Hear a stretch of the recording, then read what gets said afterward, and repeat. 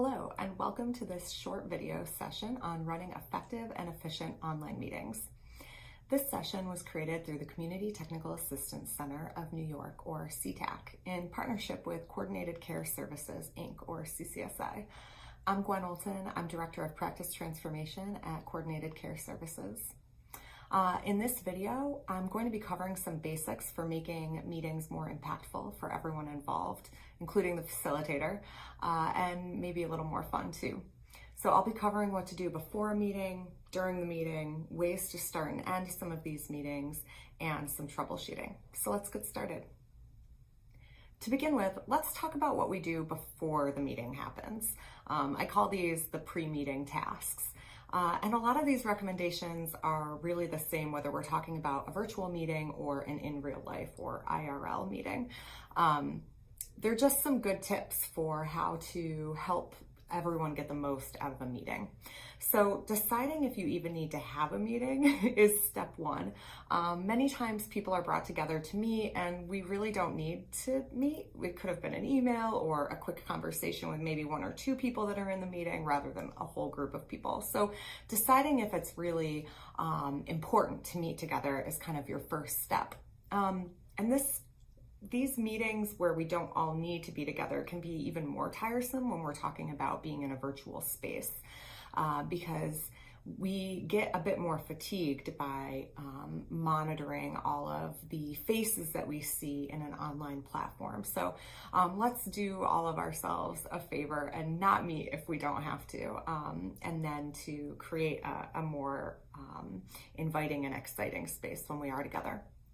So a good rule of thumb that I like to follow is that if you don't actually need input from anyone joining the meeting, then you probably don't need to have a meeting, right? So if I don't need input from anyone that I'm inviting to a meeting, then I probably don't need to have the meeting to begin with. And really my main tip here is to just be really clear about what the purpose of your meeting is. Do you know why you're bringing people together? And you really want to lead with your purpose when you're designing a meeting.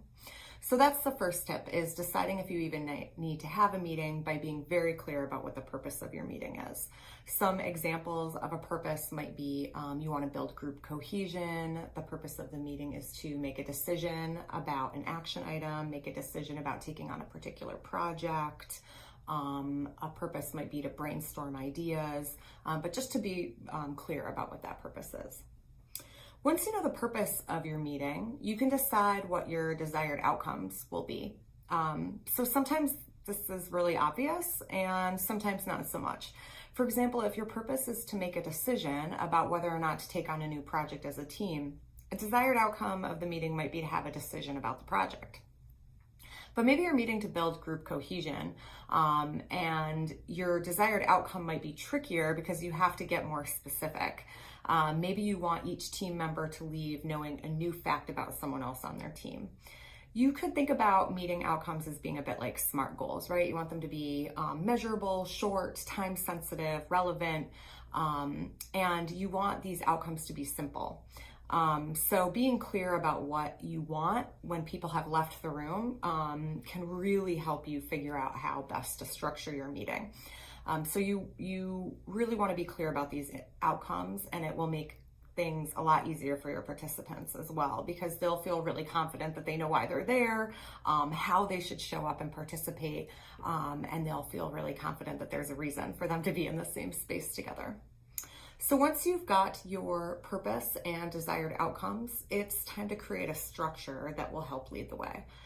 This is another spot where it's easy to drop the ball. We really, for instance, might want people to brainstorm, but if we don't make a structure that is going to encourage those ideas to flow, the meeting can really fall flat. So the structure can really make or break whether or not you're able to meet your meeting outcomes, right? Sometimes I also see that we want a decision to be made, but we don't have a structure to make it clear for folks when and how that will happen. Here are some examples, a couple of tips I have for 2 frequent examples that come up. So if you're wanting people to come together to brainstorm, putting them in small groups or pairs and then having them report out will be more efficient and probably more effective at generating a greater quantity of ideas. So people tend to not show up with all their ideas to brainstorm in a large group space, and this is especially true in a virtual setting. So having, using breakout rooms or putting people in pairs together and then having them report out will help you have a greater quantity of ideas and help that brainstorming flow a little bit more smoothly.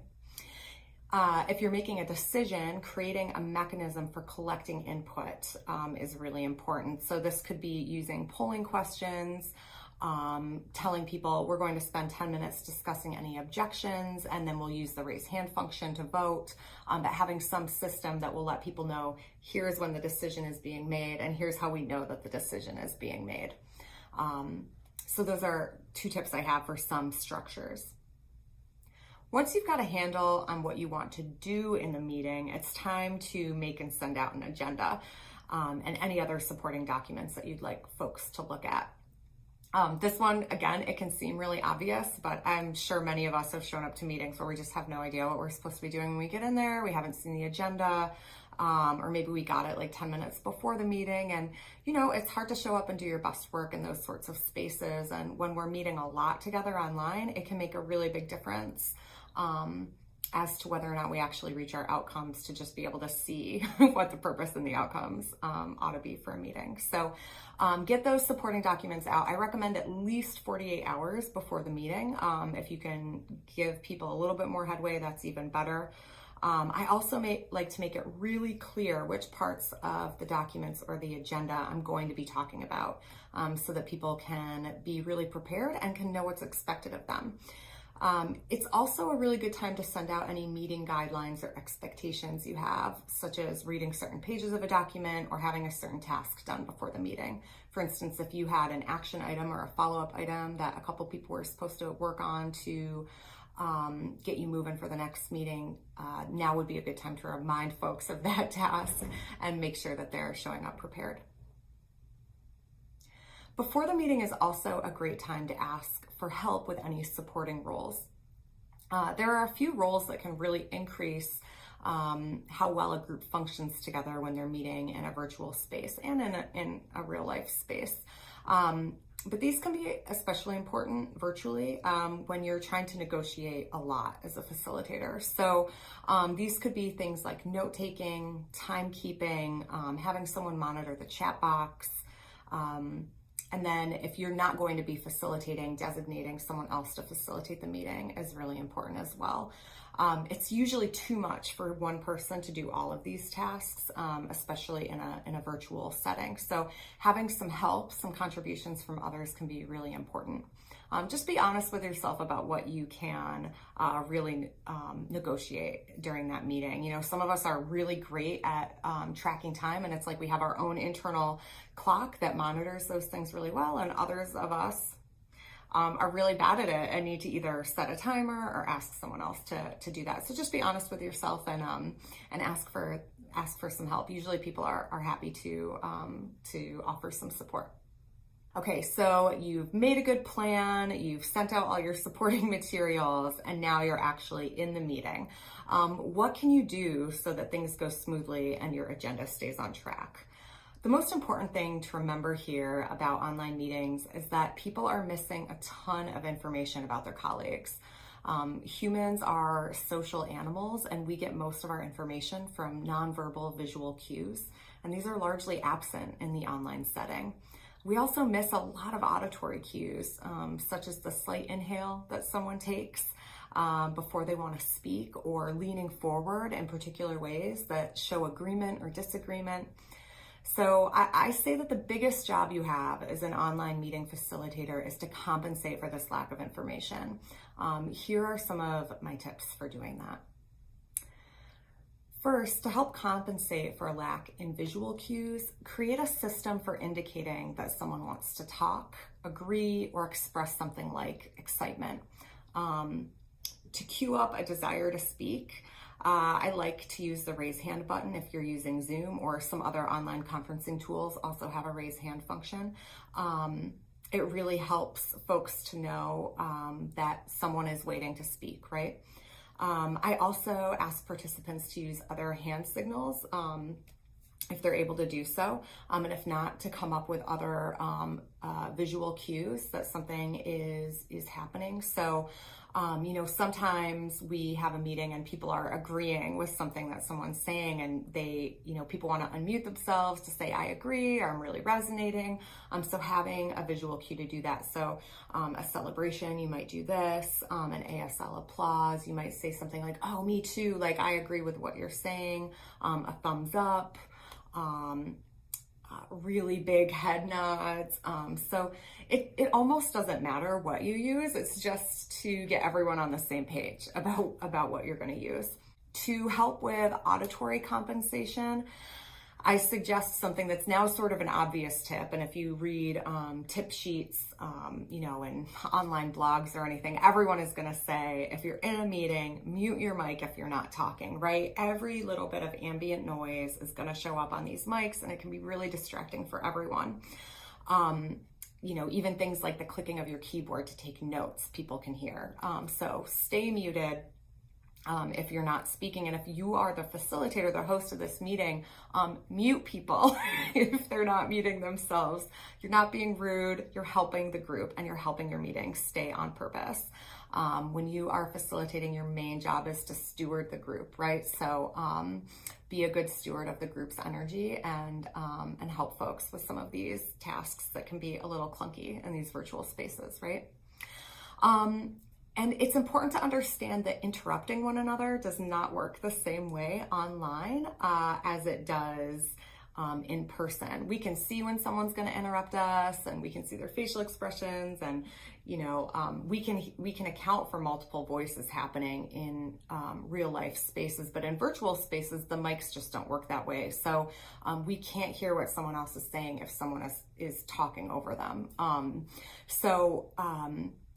You have a key role to play as a facilitator to minimize the amount of auditory interruptions that happen. And one way that you can do that is to create a speaking order.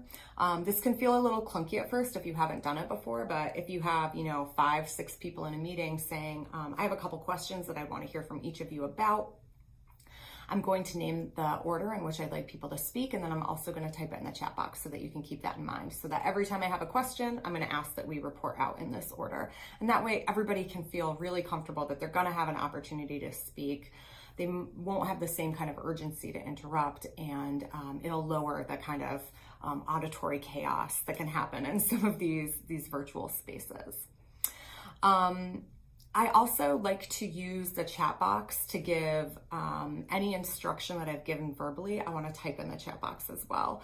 We all know that if we're working from home, or we're working in spaces where the distraction might be higher, we can easily miss instructions that are given verbally. So, giving any instructions that you offer verbally, give them verbally more than once, and then also type them in the chat box so that people feel really clear and confident that they understand what's happening.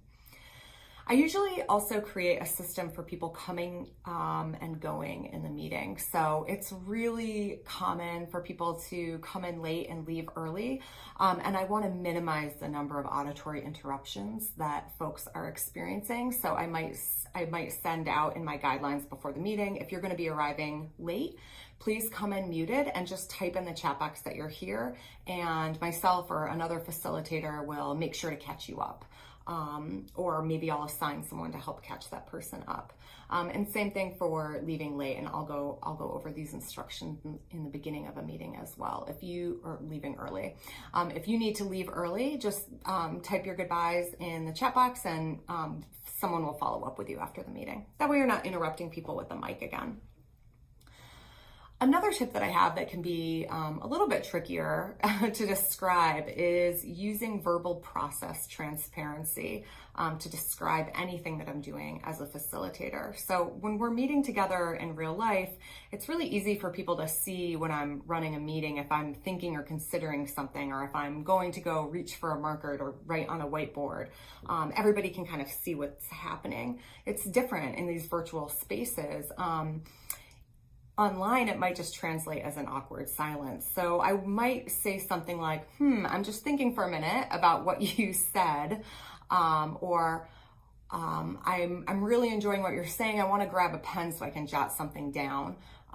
Essentially, you're playing narrator to the meeting, and this can give folks a sense of inclusion and understanding what's going on, rather than kind of feeling like, what is happening? Like it's really quiet. She stopped talking all of a sudden. I don't know what's going on. So you want to kind of minimize that confusion that can happen in those virtual spaces.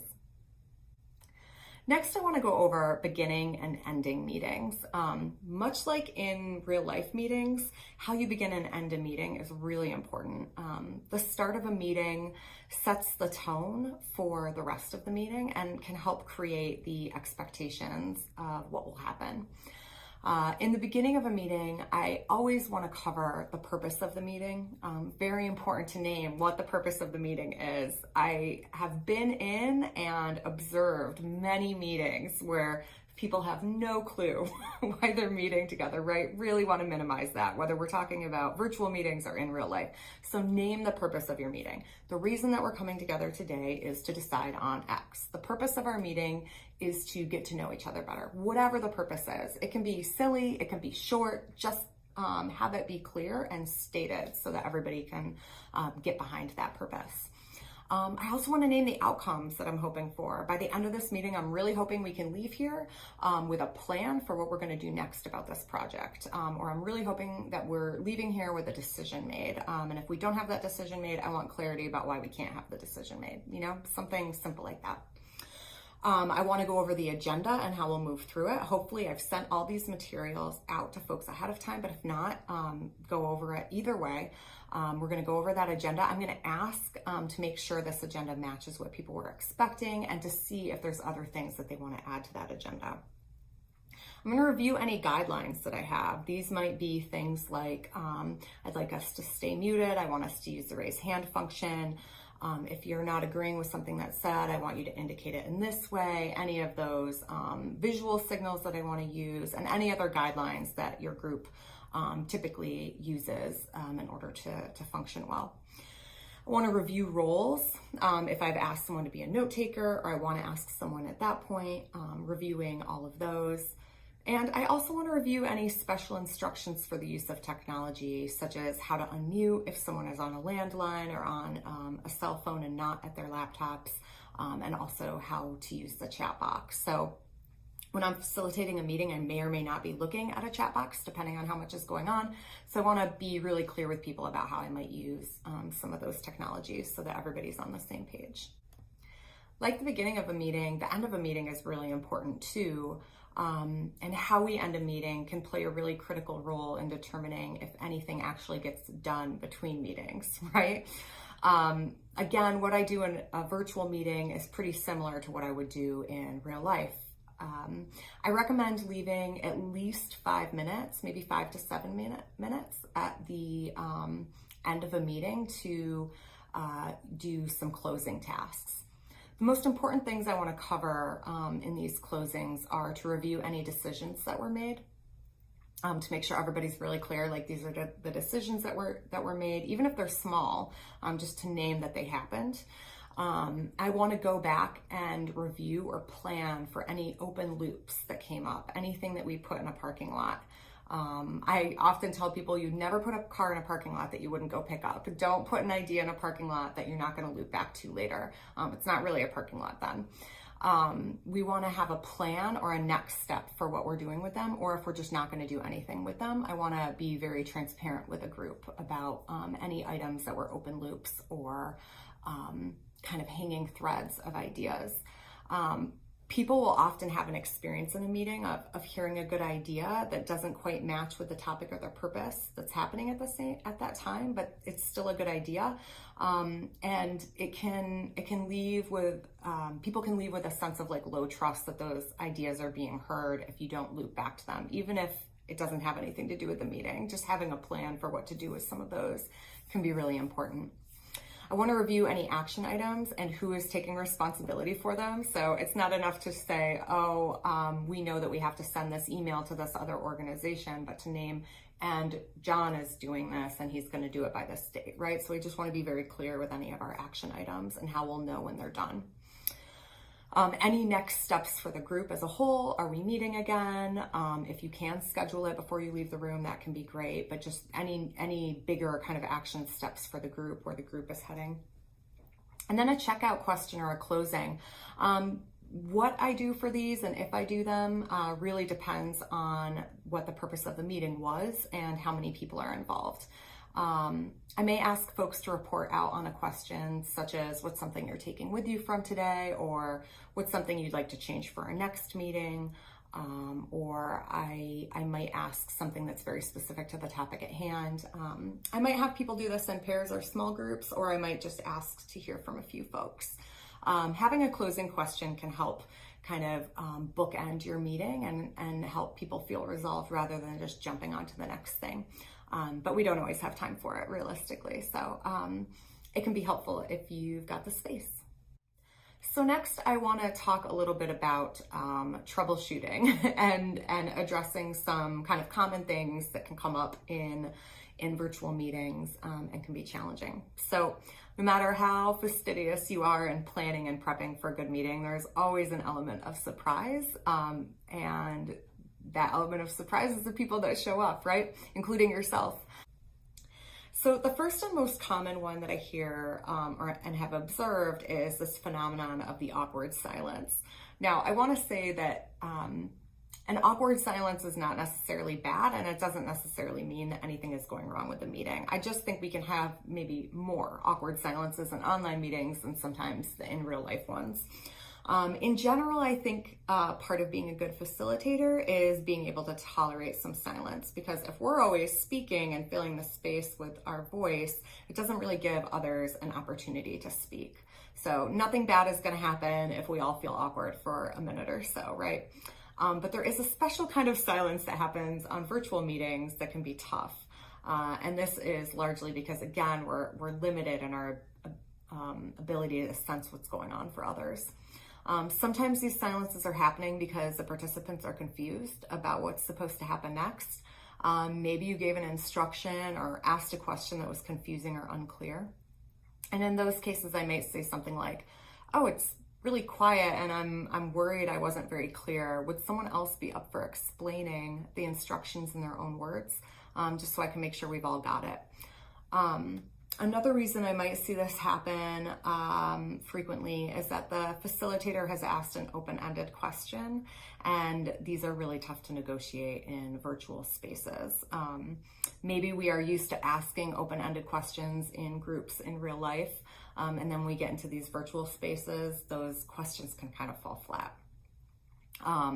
We can't read each other's cues, and people are just kind of hanging back and waiting for someone else to answer. Again, that happens in real life, but we can't see everybody in the virtual space, so people will wait a lot longer. I usually advise folks to use open-ended questions and small groups or breakout rooms, or when you've designated a speaking order. Another common issue is really low or no participation from others. This can come up in real life meetings as well, as I'm sure you've witnessed before. But it's a lot easier to disengage from the content of an online meeting because there isn't the same in-person accountability, and there's a lot to distract us with our phones or tabs open on our computers, right? So sometimes this disengagement is triggered by one person talking for longer than the other people in the group want to be hearing them. Especially if they're saying something that people already know or repeating themselves a lot. When you're facilitating, interruption can be a key tool that you have that can help serve the group. And it's all right to interrupt and say something like, hey, I'm worried others are having a tough time jumping in, so I'd like to pause you and hear from a couple others. Another reason people might not participate as much is that they don't trust that their input is actually wanted and will be received. So again, this can mirror problems that exist in real life. And this particular issue comes up a lot if you're working in a very hierarchical organizational structure. And it's actually unlikely that you'll be able to resolve that in an online meeting format if that's sort of what's going on in your organization or with your group. However, putting people in smaller groups can really help increase the participation that you get as long as the folks are put into groups with people that they feel they can speak freely with.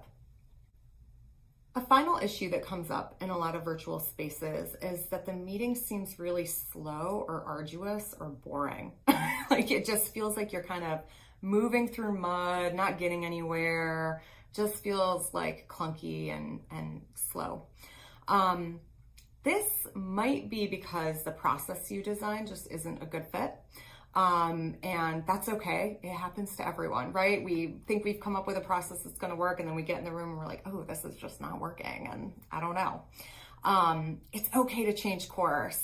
I think life is just too short for us to torture ourselves and our colleagues with terrible meetings that aren't working. So in this instance, I just own the problem and ask if folks are up for changing course.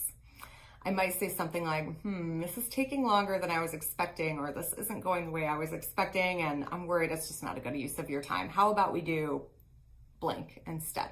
You know, how about we go in small groups and talk about this? Or how about I regroup and I set out a different meeting invite? Or would someone be willing to think through what to change, and we'll meet next time and do something different, right? To just own it and end it. There's no point in pushing something that just isn't working. Sometimes we've just put too much into one agenda. I see this a lot. Online processes can sometimes take a lot longer than they would in real life, especially if you're doing things like creating a speaking order and making sure that people are able to have their voices heard. It can take a little bit longer to get through some things. And if that's the case, make an agreement with the group to revisit the topics that are still hanging out on the agenda at a later meeting or with a subgroup. Sometimes we just have to lower our agenda expectations. So I hope this video has been helpful, and I am always happy to talk about facilitation or brainstorm processes and structures for folks who are looking to run more effective and efficient meetings. So please feel free to reach out, and good luck with your next meeting.